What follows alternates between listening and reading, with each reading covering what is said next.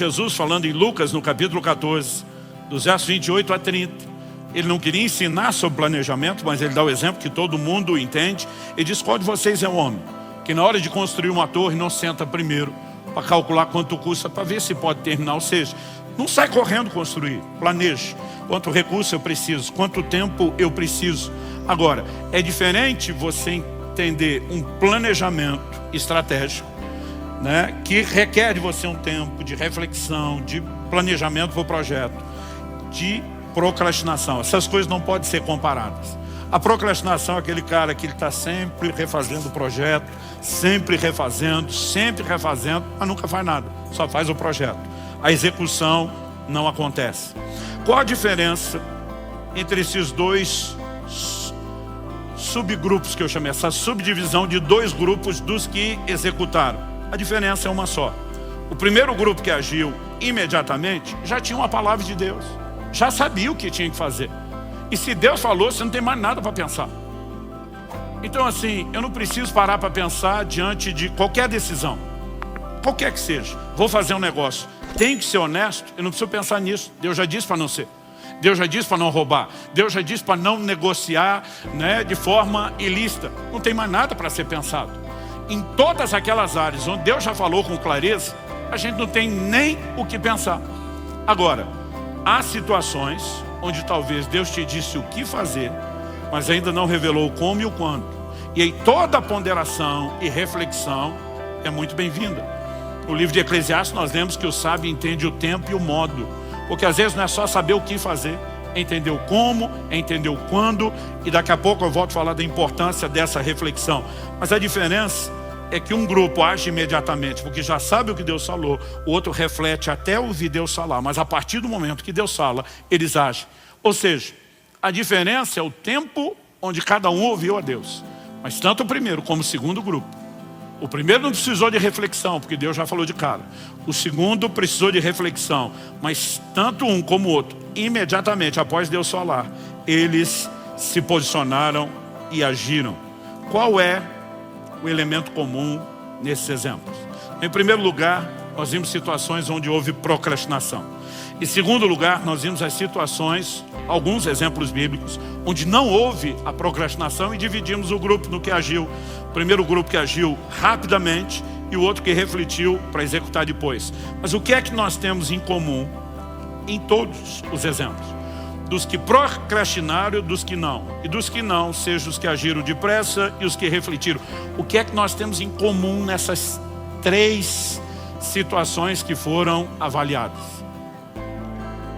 Eu não sei você, mas eu gosto muito de estudar a palavra de Deus procurando padrões. Aquilo que se repete. E nós temos um padrão aqui. E o ponto em comum é a voz de Deus.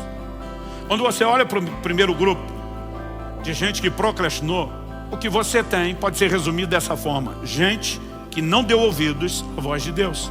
Ló, em relação à direção dada por meio dos anjos, está relutando.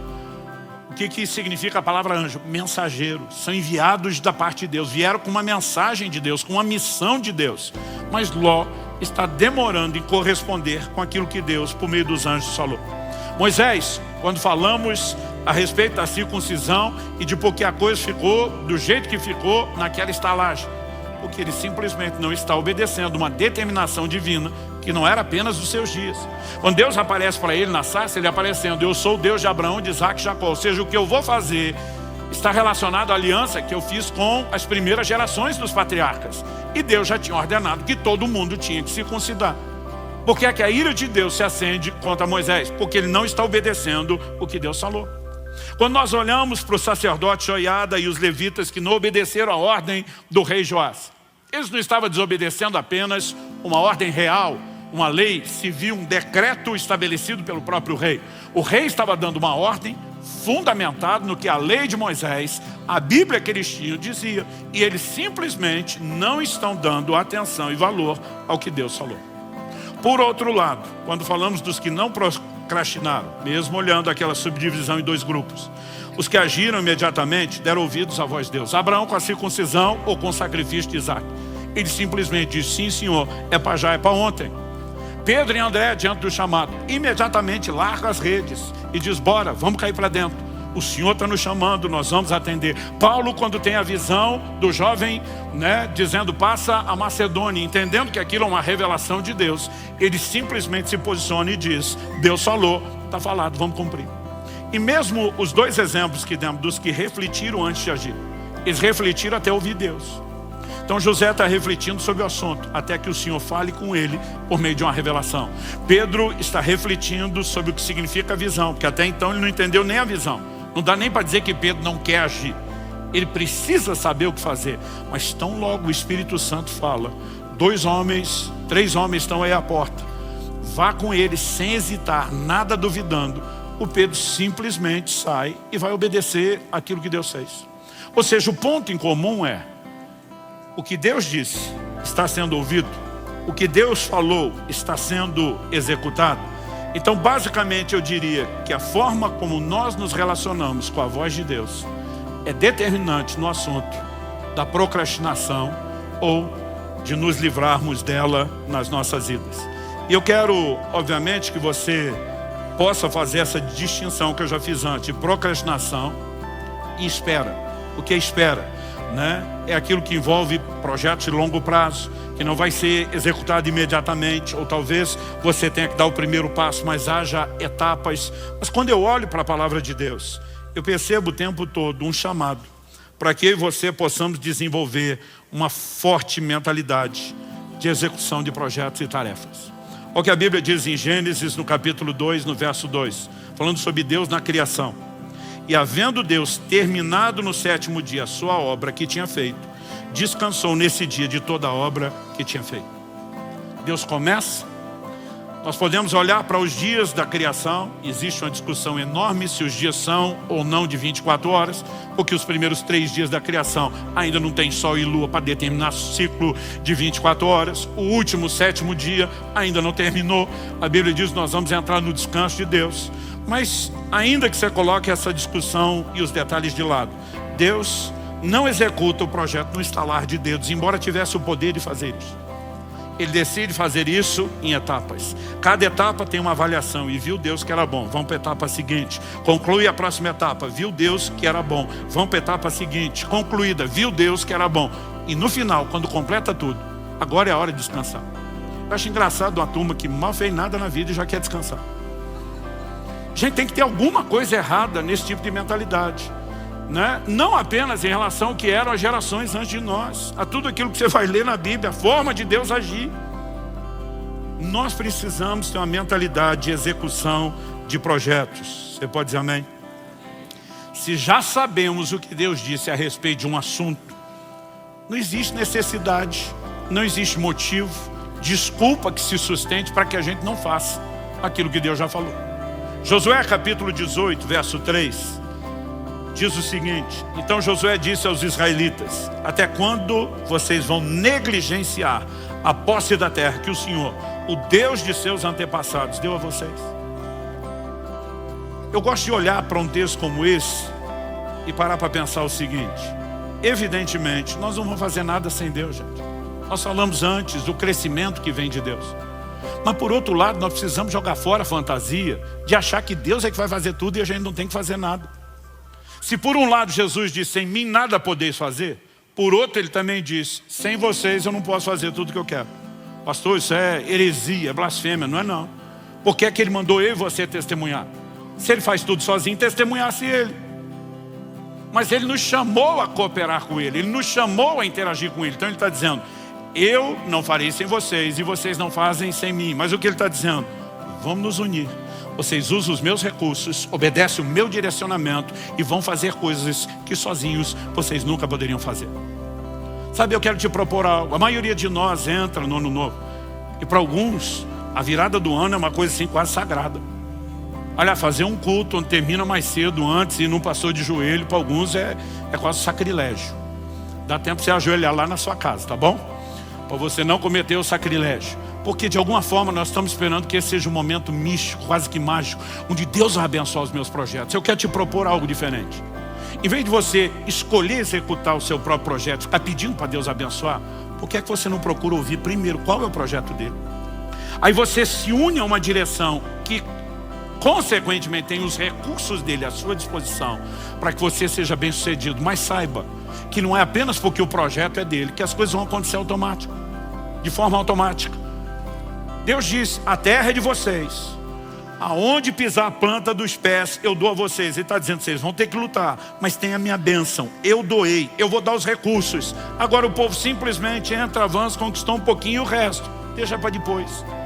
Séculos se passam até que chega a geração de Davi que diz, por quanto tempo mais vocês vão deixar essa obra inacabada? Deus não prometeu 60%, 70%, 75% da terra, Ele prometeu a terra toda. E Davi se levanta com indignação, nós vamos conquistar tudo que Deus deu. Agora isso era para ter sido conquistado 400 anos antes. Mas desde os dias de Josué tinha aquela turma de já conquistamos um certo terreno, aqui tá bom. E quando eu e você acomodamos, não importa se tem promessa, não importa se tem recursos, as coisas simplesmente estacionam. Eu e você precisamos entender que temos uma responsabilidade de cooperar com Deus. Nenhum de nós pode achar que espiritual é só aquilo que a gente faz dentro da igreja, da célula, no culto, ou quando você prega. Tiago diz, vocês que dizem hoje ou amanhã, Tiago capítulo 4, 13 a 15, vocês que dizem hoje ou amanhã iremos a tal cidade, negociaremos, ganharemos dinheiro, deveriam dizer, se o Senhor quiser e se vivermos, faremos isso ou aquilo. Eu acho curioso a forma como nós vivemos. É quase como se tivesse uma regra para quem está, por exemplo, cuidando das coisas de Deus, vou botar aqui entre aspas, e para outras pessoas não. Lembro de uns anos atrás que meu filho mencionou ter ouvido um pregador dizer, se um engenheiro recebe uma proposta para mudar de cidade, para ganhar o dobro de salário, e ele atende, está tudo bem, todo mundo diz sim. E o advogado, ele deu outros exemplos, sim. Ele falou, mas se o pastor receber uma proposta para uma igreja maior, com um salário maior, está tudo bem, todo mundo olhou de forma escandalizada. Tipo, o resto de vocês pode mandar na vida, e eu tenho que depender de Deus. Nós precisamos entender que todos fomos chamados e levantados por Deus com um propósito. Ninguém deve tomar decisões que não envolvam Deus. E a maioria de nós tem estragado muita coisa na nossa vida, simplesmente porque a gente não ouve Deus. Pastor, como é que nós podemos ouvir Deus? Tem duas coisas muito simples e básicas. A direção primária de Deus se dá por meio da sua palavra, da Escritura. Todas as demais serão julgadas por meio dela. O Salmo 119, 105 diz, lâmpada para os meus pés é a tua palavra, luz para o meu caminho. Então, tudo aquilo que Deus falou na Escritura já ilumina o meu e o seu caminho. Nós temos que andar na palavra de Deus. Agora, há áreas onde a palavra de Deus não vai cobrir com clareza aquele terreno que nós vamos chamar de personalizado. Por exemplo, Jesus mandou pregar o Evangelho para toda a criatura, para todas as nações, fazer discípulos de todas as nações. Significa que cada um de nós tem que ir a todas as nações? Não. Essa é uma ordem genérica dada a todo o corpo. Agora, onde cada um de nós deve ir, a palavra de Deus não diz. Aí eu e você precisamos entender a importância de um relacionamento com o Espírito Santo. Romanos capítulo 8, verso 14 diz que os que são guiados pelo Espírito de Deus são filhos de Deus. Moisés procrastinou porque não obedeceu uma ordem que já era clara. Por outro lado, nós vemos gente que diante de uma ordem clara correspondeu imediatamente. A questão é como eu e você lidamos com a voz de Deus. Eu percebo que a maioria de nós não está levando isso tão a sério. A gente tem que fazer uma campanha gigantesca para tentar fazer os crentes ler a Bíblia em um ano. Gente, isso é o mínimo do mínimo do mínimo. E ainda assim dá um trabalho, porque a maioria não lê a Bíblia. Porque de alguma forma, alguns simplesmente estão olhando e pensando, não, eu não tenho que saber todo esse credo doutrinário. Não, é muito mais do que isso. Você precisa entender que sua vida agora é guiada e regida pelos princípios e valores que Deus estabeleceu. Como é que você toma as decisões de uma vida inteira para tentar aprender o que tinha que ter decidido só quando chega no final da vida? Então, se nós entendermos que relacionar com a voz de Deus é crucial e que começa primeiramente pela palavra, isso tem que ocupar um lugar especial na minha e na sua vida. Eu li uma matéria, uma reportagem há uns anos atrás, que dizia, entra ano, sai ano, mas uma das coisas que ainda continua encabeçando as listas de resoluções do ano novo é sair do vermelho e emagrecer. Eu não quero que você tire isso da sua lista. São coisas importantes, mas eu sugiro que você coloque uma coisa em primeiro lugar: ouvir a Deus. gastar tempo com a palavra de Deus, ler, meditar, estudar a palavra de Deus. Deus diz para Josué, se você tomar o cuidado de não apenas meditar, mas confessar a palavra, praticar, andar nela, você vai ser bem sucedido em todas as coisas. Sabe, esse negócio de que tem que estudar a Bíblia só quem prega, é muito equivocado. Nós vamos entender que a receita para a prosperidade, o que quer que tenhamos sido chamados para fazer, vem da palavra de Deus, que é uma família próspera. Você precisa andar e decidir tudo da sua vida em família, baseado na palavra de Deus. Que é um negócio, uma profissão ou cumprimento do seu propósito próspero. Porque prosperar é cumprir o propósito. A gente precisa parar nesses dias de comparação, de ficar olhando para o outro, medindo força, querendo ser mais do que o outro. Eu não tenho que ser o que o outro é. Eu tenho que ser o que Deus me chamou para ser. E você também. Agora, se eu e você começamos a botar uma régua baseada no que a gente olha para os outros, ou tentando imitar o que o outro ouviu de Deus, nós nunca vamos fazer aquilo que Deus nos pediu. Então nós precisamos de tempo com a palavra. E nós precisamos de uma vida de oração, onde buscando ao Senhor haja clareza para todos os propósitos e para todos os projetos que Ele tem para a nossa vida. Porque se a voz de Deus for clara, eu e você vamos poder nos posicionar e agir em cima disso. Repito, agir imediatamente não significa fazer tudo de uma vez. Algumas coisas que nós somos chamados, que eu vou repetir, são projetos de longo prazo. A gente não pode olhar para algumas coisas como, esse ano eu vou dar um gás na criação do filho e no outro eu estou liberado. Não, até que eles cresçam, você está envolvido nesse projeto. Nós podemos falar de coisas que envolvem uma vida inteira. Sua profissão, o seu trabalho, estações, o próprio ministério tem estágios, estações diferentes. E nós precisamos viver em contínua dependência de Deus. Agora, a partir do momento que eu e você temos clareza daquilo que Deus falou, nós precisamos parar de protelar aquilo que deveria ser feito. Porque infelizmente muitos de nós poderíamos estar enriquecendo o mundo, enriquecendo a vida de muita gente, não só espiritualmente, mesmo no âmbito natural. E temos jogado fora muitas dessas coisas, porque não acreditamos no que Deus falou. Ou não temos certeza que Deus falou. Outro dia um falou, é que eu não tenho certeza que Deus falou. Eu falei, então vá buscá-lo até ter certeza. Porque o que você não pode é passar uma vida inteira perguntando, ele falou ou não falou, porque um dia você vai ser cobrado por ele. Então nós precisamos levar essas coisas mais a sério. E acredite ou não, eu não vim aqui bater em você ou te desmotivar. Estou tentando te encorajar. Que 2024 seja um ano de realizações. Que 2024 seja uma hora onde eu e você vamos entrar dizendo muita coisa vai sair da prancheta, vai entrar em execução. Outras vão para o terreno da reflexão. Eu vou orar, eu vou jejuar, eu vou buscar Deus, eu vou interceder, até que haja clareza de propósito. E se eu não tenho entendimento para todas as etapas, eu vou agir pelo menos naquela que eu tenho. Deus diz para Abraão, sai da tua terra, do meio da tua parentela, vá para uma terra que eu te mostrarei. Para onde? Eu vou te mostrar enquanto você vai. Estou indo. E ele vai esperando que a direção venha enquanto ele se move. Tem gente que quer ter o projeto inteiro de Deus para dar o primeiro passo, não vai andar nunca. Porque Deus não vai falar tudo enquanto você não se mexer. E alguns de nós nos mexemos só um pouquinho. Ele pega e leva Ló junto, seu sobrinho. Provavelmente o fato de ele não ter filhos, o seu sobrinho ter perdido o pai junto à fome, com a vontade de comer, a lacuna dos dois, não posso deixá-lo. Mas Deus mandou abrir mão da parentela. Aí leva o menino junto. Enquanto o Ló está andando com ele, Deus nunca mais falou nada com Abraão. Sabe quando Deus volta a falar com Abraão? O dia que ele separa de Ló. Diz, obedeceu fase 1, vamos para a fase 2. E sabe, alguns de nós estamos querendo revelação das próximas fases, nós não fizemos nem a primeira. Mas se eu e você tivermos o cuidado de ouvir Deus, e com a segurança de que temos ouvido, seja o que a Escritura fala com clareza, ou aquilo que o Espírito Santo tem trazido, sem choque com a Escritura, e nos posicionarmos nessas coisas, nós poderemos construir algo significativo, duradouro, edificante, e que um dia, quando eu e você estivermos diante do Senhor, vamos poder ouvir a frase que o pastor Marciano mencionou, e eu vivo por essa frase: servo bom e fiel, entra no gozo do teu Senhor. Alguns acham que é só um momento de dizer entra. É um momento onde ele vai avaliar se você fez aquilo que foi mandado ou direcionado a fazer ou não. Então a minha oração a Deus, e é uma santa indignação dentro de mim, eu espero não estar sendo hostil com você na forma como eu falo, é que a gente pare de procrastinar. Então eu queria que você falasse Põe os dois irmãos, pelo menos o da direita e o da esquerda.